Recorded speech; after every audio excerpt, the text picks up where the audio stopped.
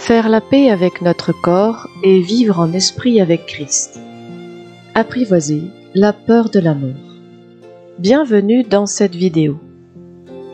Avons-nous déjà ressenti cette peur sourde, profonde, celle qui ne dit pas son nom, la peur de mourir, la peur de perdre ceux que nous aimons, la peur de disparaître? Cette peur-là habite souvent notre cœur, même lorsque nous croyons, même en Christ. Et si cette peur était liée à quelque chose de plus ancien, de plus profond encore, à une identification viscérale à notre corps, à notre enveloppe charnelle? Au travers de cette vidéo, je vous propose de choisir un chemin d'apaisement, un chemin vers la réconciliation, en faisant la paix avec notre corps mortel et en vivant de plus en plus par l'Esprit en Christ. Nous vous en supplions au nom de Christ, soyez réconciliés avec Dieu. Pour citer 2 Corinthiens, chapitre 5, verset 20. Car oui, c'est bel et bien Dieu qui a créé ce corps, notre corps. Voyons dans un premier temps la peur de la mort. Elle se manifeste de bien des façons. La peur de tomber malade, la peur de vieillir, la peur d'être abandonné, ou encore la peur de perdre le contrôle, d'être oublié.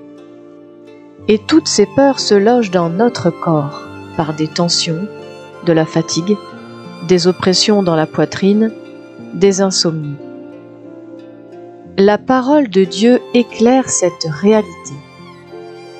Hébreux chapitre 2 verset 15 nous dit, je cite, « C'est dans la crainte de la mort que tous les hommes sont retenus en esclavage leur vie durant. » Tant que cette peur est là, elle nous prive de la liberté de l'esprit. Voyons comment l'identification au corps est source des angoisses.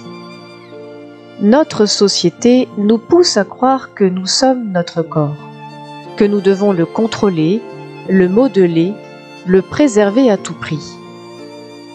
Mais ce corps est poussière, nous rappelle la Genèse. Genèse, chapitre 3, verset 19, nous dit, je cite, « Tu es poussière et tu retourneras à la poussière. » Et c'est justement parce que nous nous y attachons comme à une fondation que nous souffrons autant quand il se fragilise.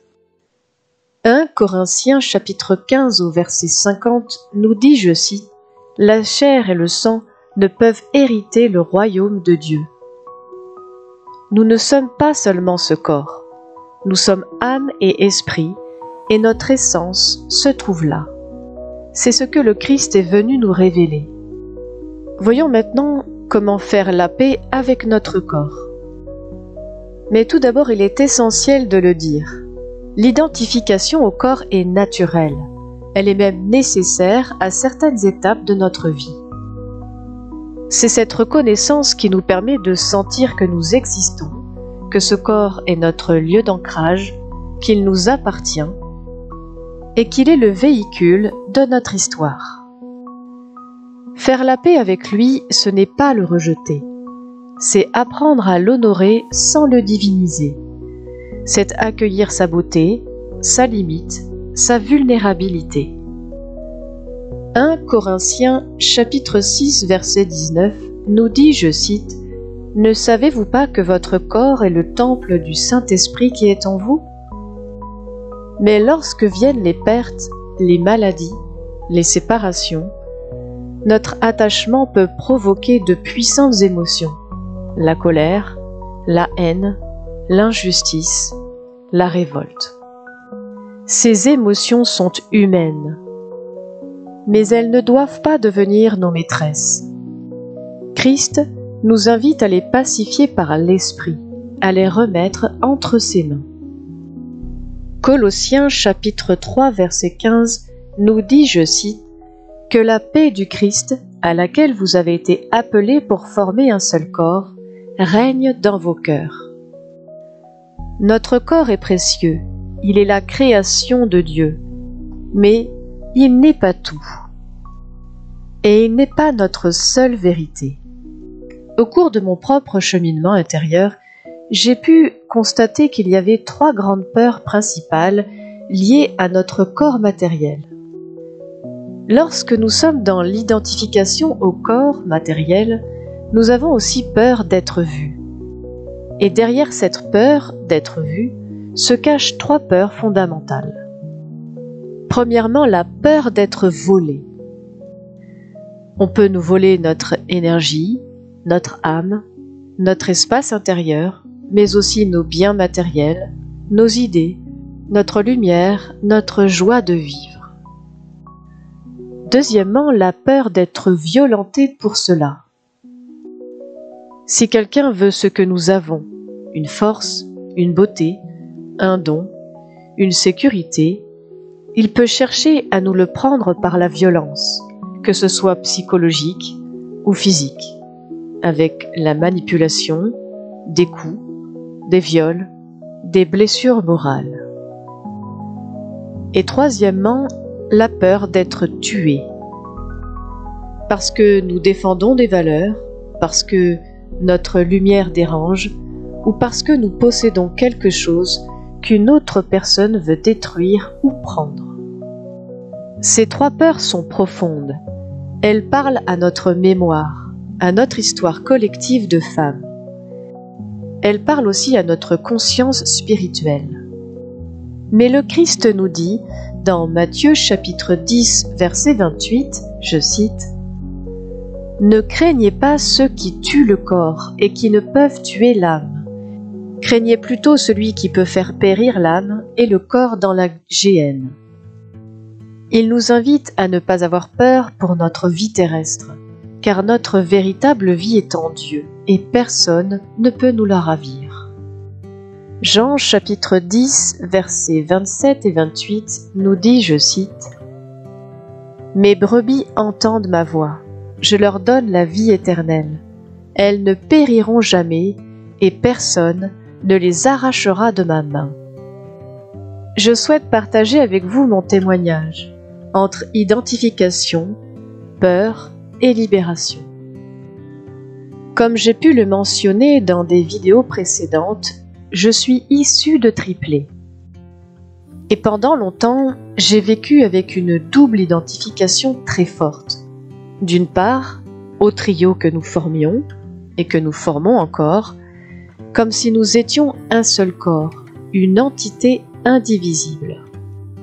Et d'autre part, à mon propre corps individuel, avec toutes ses peurs, ses limites, ses blessures. Cette double identification matérielle a décuplé ma peur de la mort. Je redoutais non seulement ma disparition, mais aussi la fin de ce lien mystérieux, de cette fusion originelle. Cela a nourri une angoisse existentielle profonde. La peur d'être vu, donc d'être en danger, la peur d'attirer des regards prédateurs, la peur d'être violenté pour ce que je représentais, ou tué symboliquement simplement parce que j'existais. Les traumatismes que j'ai vécus à ma naissance y sont certainement pour beaucoup. En tant que bébé prématuré, j'ai failli mourir. Notre corps garde en mémoire nos nombreux traumas liés à cette naissance. Les piqûres, les électrodes, les machines, bref. Cette peur viscérale de la mort a certainement été accentuée par cette naissance particulière de prématuré. Mais peu importe la manière dont nous toutes arrivons sur cette terre, cette peur est viscérale et fait partie de notre humanité. Alors un jour, l'Esprit a soufflé en moi une vérité, que je pouvais prendre de la hauteur et sortir de la prison de la peur. On ne combat pas une peur, on apprend à l'identifier afin de l'apaiser.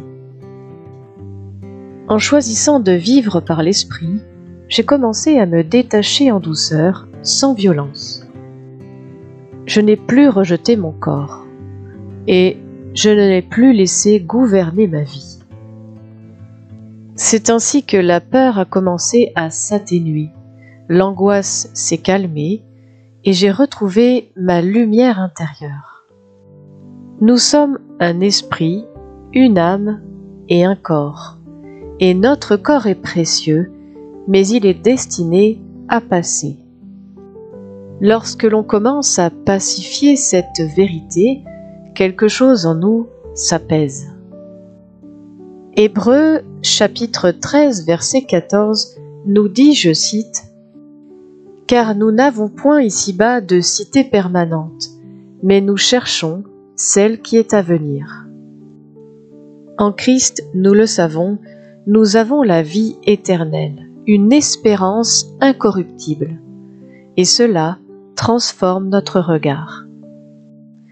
Voyons ensemble le détachement spirituel, en commençant par vivre en esprit. Jésus-Christ nous a montré un autre chemin, un chemin de liberté intérieure.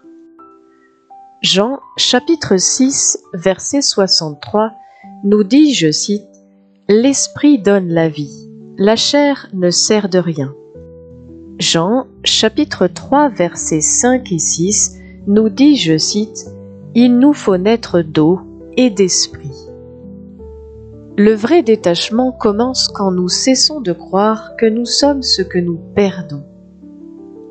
Cela ne peut se faire du jour au lendemain, car c'est néanmoins un processus dans la durée. Mais plus nous nous enracinons dans l'esprit, plus la peur diminue.